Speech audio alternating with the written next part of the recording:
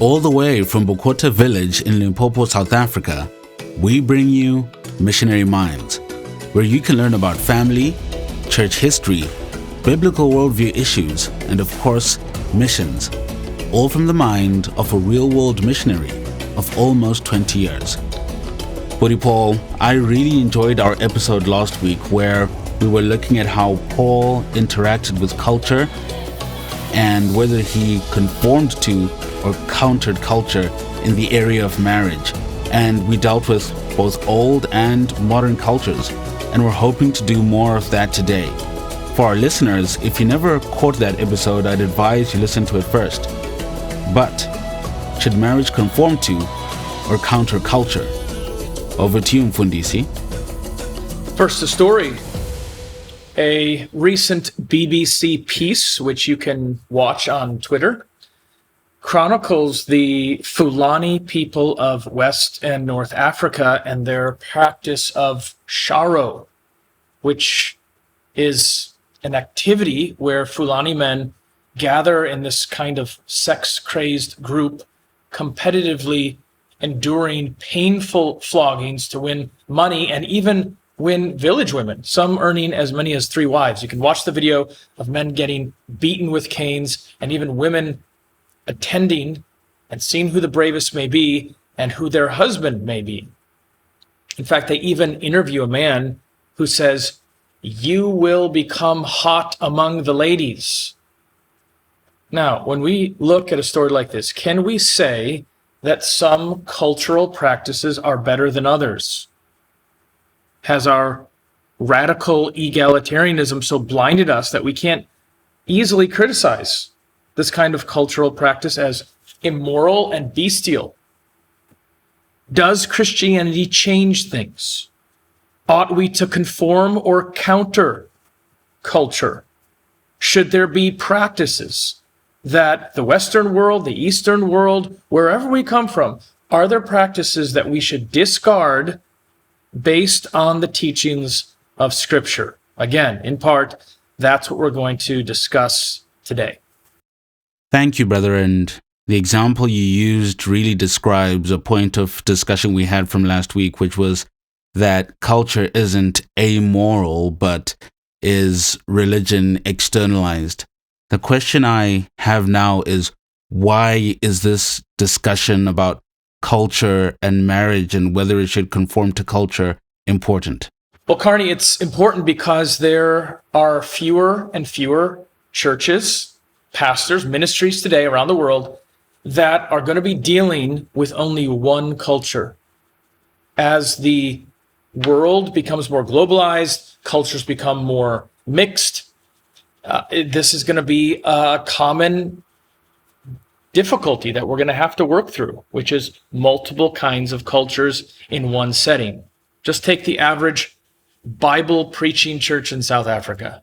On any given Sunday, you're going to see black and white and every shade in between. You'll have native Zulu speakers and English speakers, Afrikaans, Chichewa, Shona, Pedi, Tsonga, Venda, Tswana, Sotho, Portuguese. So we have to know how to interact with these various cultures. And Paul understood this. His task in teaching others about their marital roles was not to conform his teaching to just one particular culture. His goal was to teach what Scripture says and what God demands, regardless of what another culture may do. Now, this doesn't mean we cannot love or follow our culture. There's many good things in various cultures around the world. A wedding, for example, in Zulu culture will obviously look very different than one in Mongolian culture. But there are several non-negotiables. And what are those? And that's what we want to tackle today. That's a helpful primer. And as we think about Paul and the various cultures he was dealing with, we spoke about Roman culture last time. So can you take it to the next one for us now? What's the next culture he dealt with? Well, let's tackle Greek culture next, because it was quite predominant in Paul's day. Regarding marriage, it was not unusual for the parents to arrange marriage for their children. The women were bound to marry the man her father had chosen for her. And then upon marriage, the authority over the wife passed from the father to the husbands. And Greek wives were expected to obey their husbands. So at this point, I'd say pretty similar to what Paul teaches in Ephesians 5. Then you look at divorce in Hellenistic culture, similar to Roman culture. It was pretty easy to obtain divorce in that particular culture, contra Jewish laws. In fact, Plutarch saw some value of love in marriage, but not a whole lot. And he encouraged wives not to, for example, chastise their drunken husbands that commit adultery. So you can see that there's kind of double standard for purity. Now, women having a much higher standard than men, men doing something wrong, women should not chastise them, women should not correct them, which is not biblical. There were certainly some similarities and differences between Greek culture and Scripture. So let me give a couple of those. One would be Ephesians 5 recognizes a hierarchical structure in marriage. The husband and the wife didn't obey each other. The husband was the head, he's the leader. In other words, if there were cars back then, the husband would be driving, and the woman would take his last name, for example. But even there, where there's a hierarchy, where the man is the leader, Ephesians also acknowledges the equal value of husband and wife. Ephesians addresses the roles of both spouses, not just the wife. It doesn't just say, wife, this is what you're supposed to do, and husband, he's ignored. In fact, Ephesians gives significantly more time to the duties of the husband than the wife. In 1 Peter 3:7, Peter calls the wife a fellow heir of the grace of Christ. It's amazing because he is, in a sense, putting the husband and wife equal, at least in the sense of merit, at least in the sense of worth, of value. So I would say Scripture does not suppress women as the world pretends. It elevates women in dignity. It promotes them to happily enjoy their role as supporter and helper for the husband. So again, hierarchy between husband and wife as far as their roles, but definitely equal in value. I would say that would be a difference between what Scripture says and what Greek culture said. That would be countercultural. Greek culture implied that men had greater value. Second, I would say sex in marriage as a mutual obligation would have been countercultural in Paul's day among the Greeks. The common pattern in Greek culture was for the husband to take sexual relations from his wife. The sexual obligation in biblical marriage, however, was for Paul a reciprocal one. Both had the obligation to the other. The man owns, in a sense, the body of his wife, and vice versa. And this teaching really would have been revolutionary in Paul's day. So these would be just a couple examples of counterculture in opposition to the Greek. I think that's a good example of what you emphasized last week, that there's some overlap between ancient culture and modern day culture, particularly with Greek women not having as many benefits as Scripture would afford. That's the same in African culture and other somewhat traditional cultures. Please give us a modern day example. Well, there was a CNN article, for example, a couple of years ago talking about how South Africa was considering allowing women to take multiple husbands. Now, of course, we know all about men taking multiple wives, but what about multiple husbands from one wife? And you can count on South Africa. It's always going to be on the forefront of the most liberal and progressive policies. South Africa is all about making things more inclusive. So, hey, why not allow polyandry? It would seem as though equality, if that's what we're after, it would demand this. And I think they're right. If that's your standard, if equality is your standard, how can you not allow polyandry? But the article says that everyone was up in arms about this and in uproar about this. Why? Because they said polyandry, contrary polygamy, was un-African. No, we don't do this. For example, they interviewed a man who had 4 wives. If this isn't comical, it is sad. He had 4 wives, and he was strongly opposed to polyandry. That is, one woman taking multiple husbands. But I would say, on what basis? If the Bible is not our basis, I don't see how you can allow polygamy and not polyandry. What a clown world we live in today.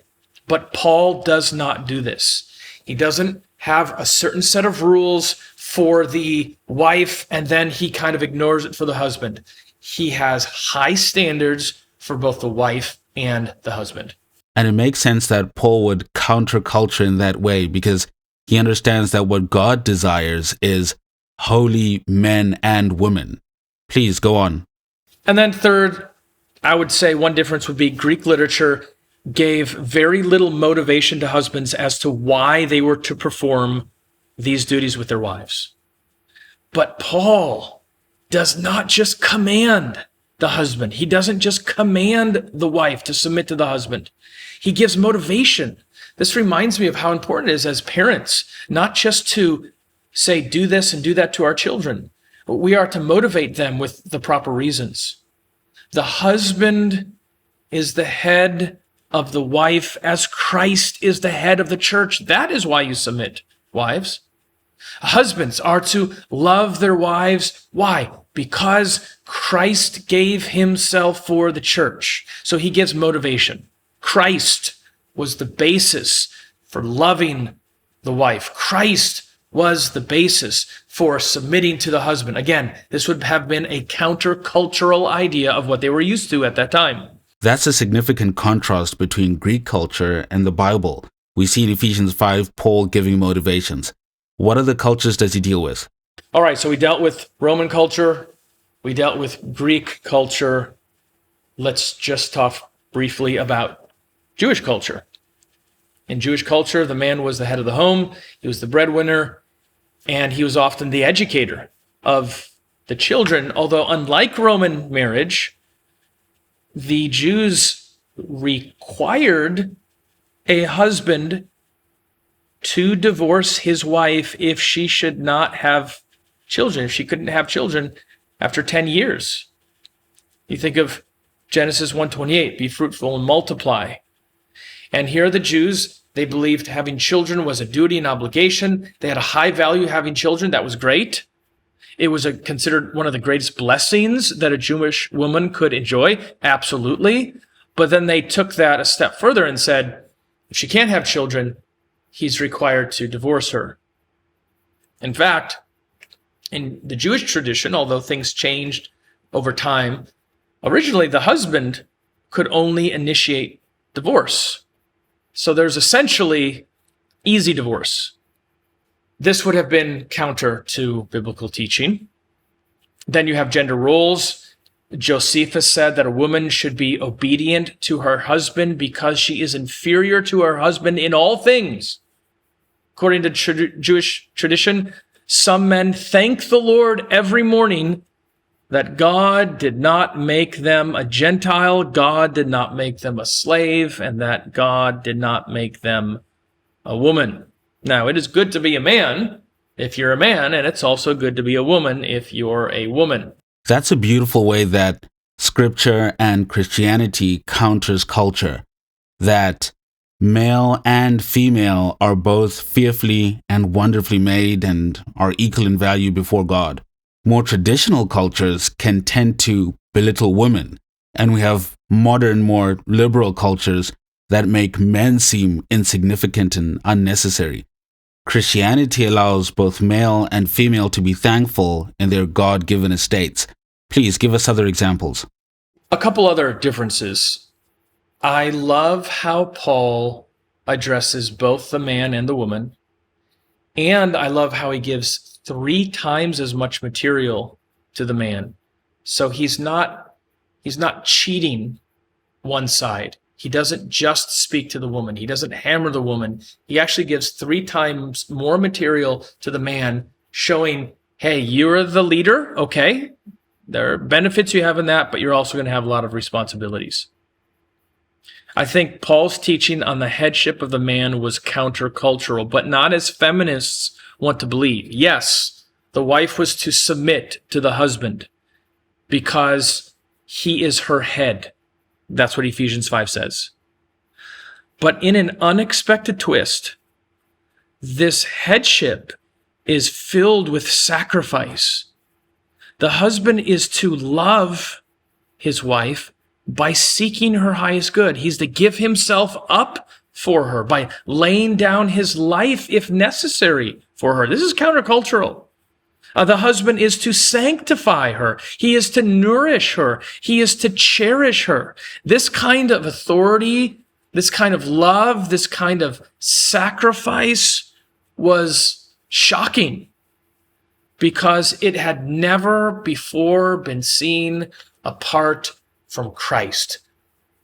Were there areas that Paul spoke of that conformed to culture? It was an agreement with the culture of the day, absolutely. But there were certainly countercultural ideas as well.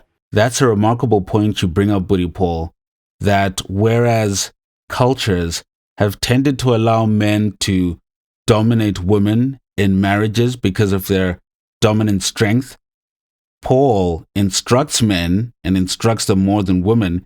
He instructs men to do what is best for the wife as Christ does what is best for the church. Having looked at both old and new examples of culture, how can we close it all off? Here's the conclusion. Marriage should counter culture if those ethnic practices are contrary to Scripture.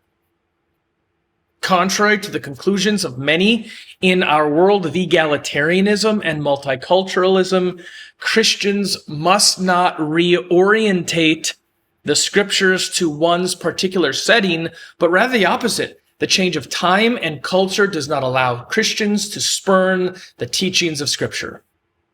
Now, there are some similarities in Paul's household code with Roman, Greek, Jewish culture, and just add on to that, Zulu, Pedi, Portuguese, Chinese, Brazilian, American, British culture, yes.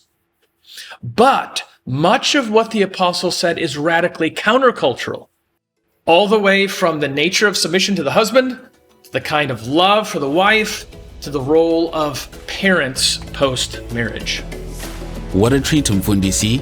I'm sure there's more that can be said and perhaps will be said in future episodes. To our audience, if you've enjoyed this podcast, please be sure to rate it and subscribe to keep posted with more upcoming content. Feel free to share this episode with someone who might find it interesting and submit any questions you may want answered in a future podcast. You can email those questions to paulschleiline@gmail.com. You can also visit betweentwocultures.com for other resources like this.